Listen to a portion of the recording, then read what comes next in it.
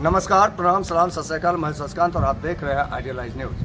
अभी मैं पूर्णिया के पूर्व सांसद उदय सिंह जी के यहाँ हूँ और इन्होंने प्रेस कॉन्फ्रेंस करके जनता से आग्रह किया है, अपील किया है कि कल वोटिंग करने जरूर जाए, चाहे आप जिन्हें भी वोटिंग करें, किंतु वोटिंग जरूर करें। दो वीडियो पर जब बात करने पर पता चला कि इन्होंने कहा कि वो वीडियो तो बनाए गए थे मेरे द्वारा, लेकिन उस पर जो प्रचार प्रसार लगाया गया था वो गलत था।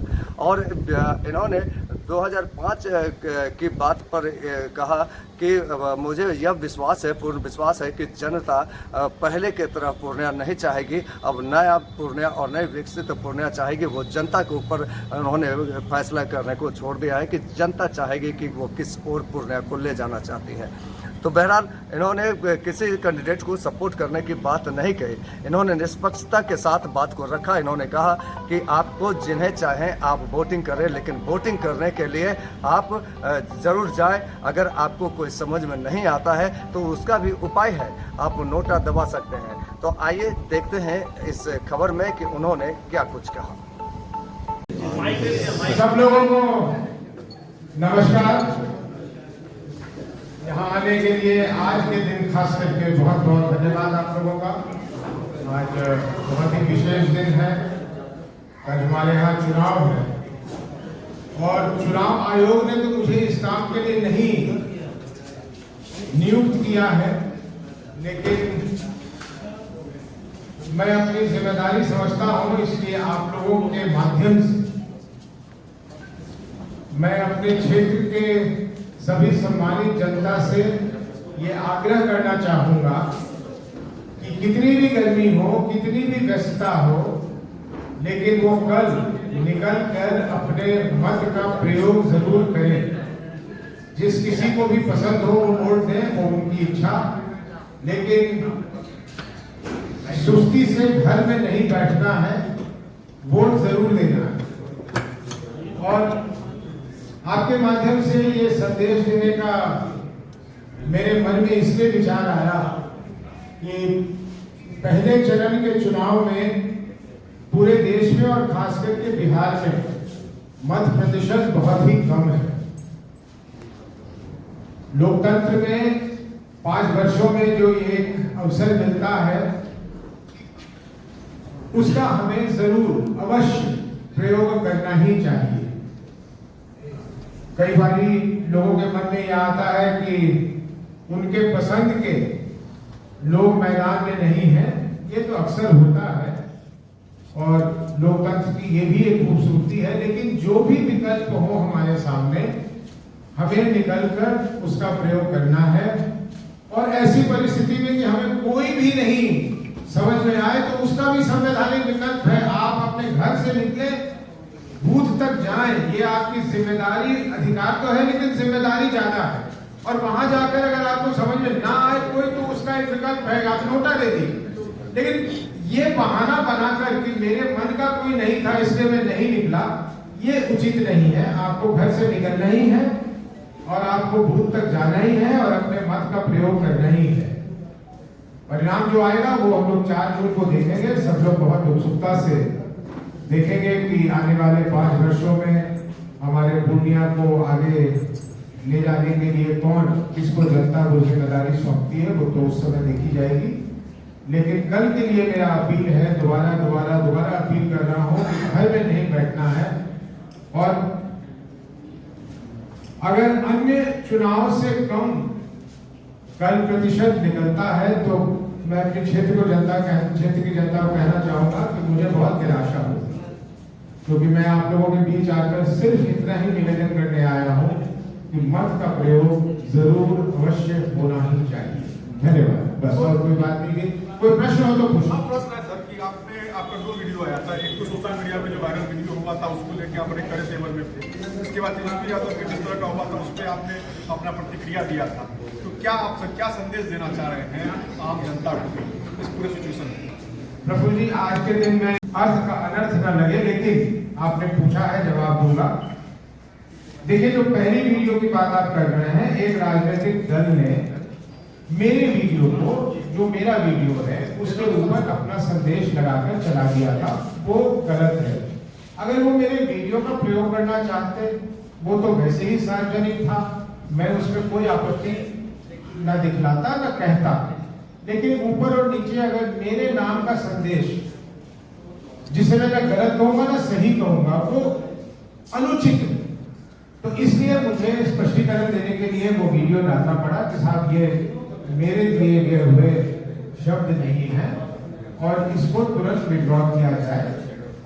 और उसमें मैंने जरूर ये एक मजाक के तौर पे कह दिया था कि गठबंधन के बड़े बड़े नेता अगर आपके लिए जन समर्थन एकत्रित नहीं कर रहे हैं तो आप मेरे वीडियो का सहारा ले लें। लेकिन मुख्य बात ये थी कि वो वीडियो के ऊपर और नीचे दिए गए जो संदेश थे वो गलत थे।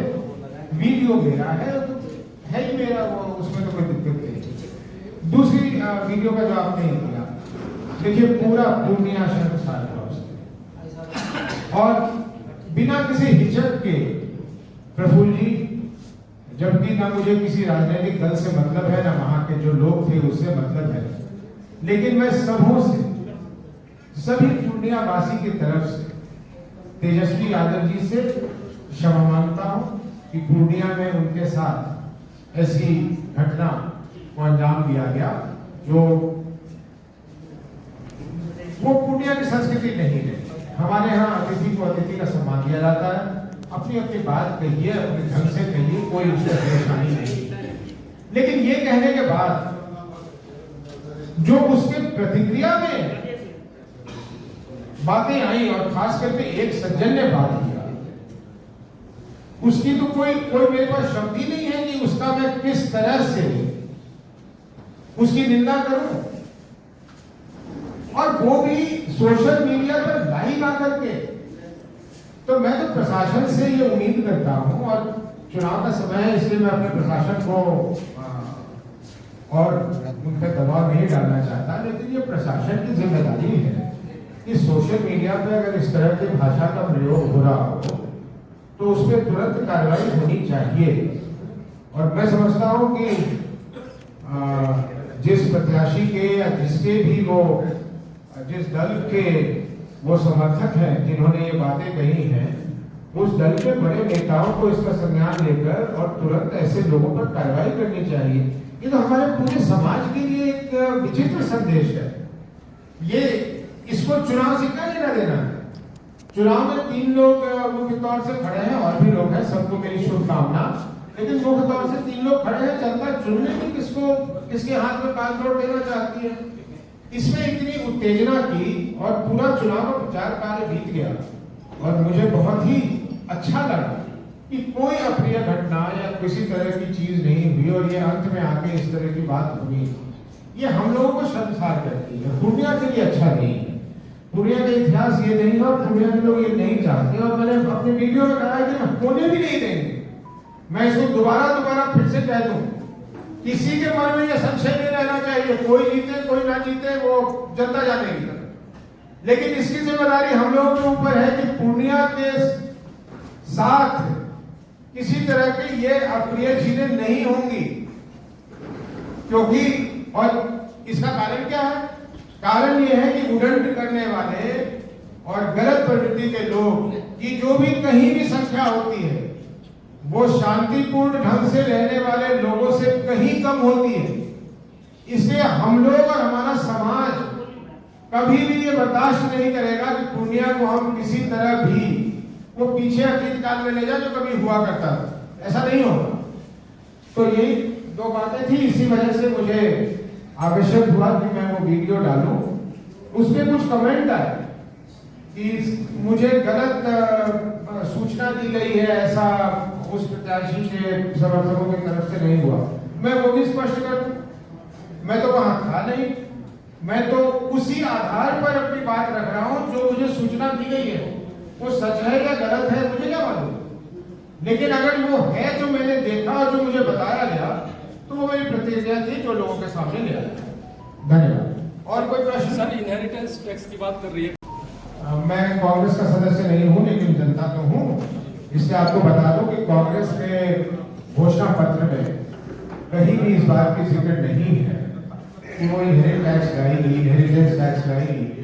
बल्कि ये जो इनहेरिटेंस टैक्स था, जिसे हम डेथ ड्यूटी कहा करते थे, ये तो कांग्रेस के जमाने में था और कांग्रेस ने ही इसको समाप्त किया। इसलिए दोबारा ये एकाएक ये बात निकल आना, ये मेरे समझ में नहीं आता। और साथ ही आपने प्रश्न पूछा तो उसके साथ जोड़ दूं, कांग्रेस के पूरे घोषणा पत्र में दो शब्दों का तो इस्तेमाल है ही नहीं, हिंदू का इस्तेमाल नहीं और मुसलमानों का इस्तेमाल नहीं है। इसलिए हमारे देश के एक बड़े नेता जो घूमकर कह रहे हैं कि कांग्रेस ने कहा है कि इनसे लेकर किसी और को दे दिया जाएगा, उनके घोषणा पत्र में ऐसी कोई बात नहीं है। और हमारे पूर्व प्रधानमंत्री डॉक्टर मनमोहन सिंह का, जिनका पूरा देश सम्मान करता है, दुनिया सम्मान करती है, उनके बारे में जो कहा जा रहा है कि उन्होंने कहा था कि देश की संपत्ति पर पहला अधिकार किसी एक वर्ग या किसी एक धर्म का है, उन्होंने ऐसा कभी नहीं कहा और यह असत्य है। तो कांग्रेस पार्टी का सदस्य ना भी रहते हुए लोगों के सामने स्पष्ट कर दो कि ये जो बातें कही जा रही हैं निराधार है मेरे समझ से। अब कल को कौन सत्ता में आता है और क्या कर देता है, ये तो जो सत्ता में आएगा और करेगा तो देखी जाएगी। सर, धन बल का भी बहुत ज्यादा प्रयोग होता है। रुपौली में जो है 10 लाख रुपए के साथ जो है 2 लोगों को गिरफ्तार क्या कुछ कहेंगे सर? क्या वो राजनीति के लिए सही है क्या? अगर ये बात सही है कि चुनाव में प्रयोग होने वाले 10 लाख रुपए पकड़े गए हैं, इसका दोष किस पे मढ़ा जाए? मैं जानता नहीं किसके पकड़े गए हैं, मेरे पास कोई सूचना नहीं है। लेकिन फर्ज करते हैं किसी उम्मीदवार का, उम्मीदवार ये पैसे किस पे बांट रहा है? मतदाताओं में बांट रहा है। तो दोस्तों में मतदाताओं के लिए आप क्यों पैसे ले रहे हैं? आप जान रहे हैं कि आपको पैसे क्यों दिए जा रहे हैं? आपके मत को खरीदने के लिए पैसे दिए जा रहे हैं। तो अगर आप अपना मत बेचिएगा तो फिर आने वाले 5 वर्षों तक आपके पास कोई अधिकार नहीं रहेगा कि आप अपने हक को मांगिए और आपकी हक नहीं दी जाएगी आपको, क्योंकि पैसे देकर अगर उसके बदले में उसने आपका मत ले लिया है तो वो तो ये कह सकता है कि साहब आपने कौन सा काम किया, मैंने आपको पैसे दिया, आपने मुझे मत दिया। तो इसकी जिम्मेदारी तो घूम फिर कर उन पे आनी चाहिए जो ये पैसों को स्वीकार कर रहा है। और जो कर रहे हैं, जो प्रत्याशी या जो दल, वो क्योंकि गैर कानूनी काम कर रहे हैं, इसलिए कानूनी कार्रवाई जो उन पे होनी चाहिए, न्याय संगत वो होनी चाहिए और होनी चाहिए। अप्रत्यक्ष रूप से तेजस्वी यादव ने सभाओं में कहा है कि इसे इंडिया वर्सेस इंडिया, इस दोनों को ही वोट दे, तीसरे को ना दे, इससे क्या? आदरणीय तेजस्वी यादव जी लगा सकते हैं, बता सकते हैं। मैं इतना ज्ञानी नहीं हूँ, मैं उनके आत्मा में घुसकर नहीं समझा सकता कि वो क्या कहना चाह रहे हैं, लेकिन अमूमन लोग ऐसे नहीं। और कोई प्रश्न? बहुत बहुत सब लोगों को धन्यवाद। कुल 4 तारीख को परिणाम दिया जाए, पूर्णिया आगे बढ़े, हम सबकी यही कामना है। बहुत बहुत धन्यवाद, नमस्कार।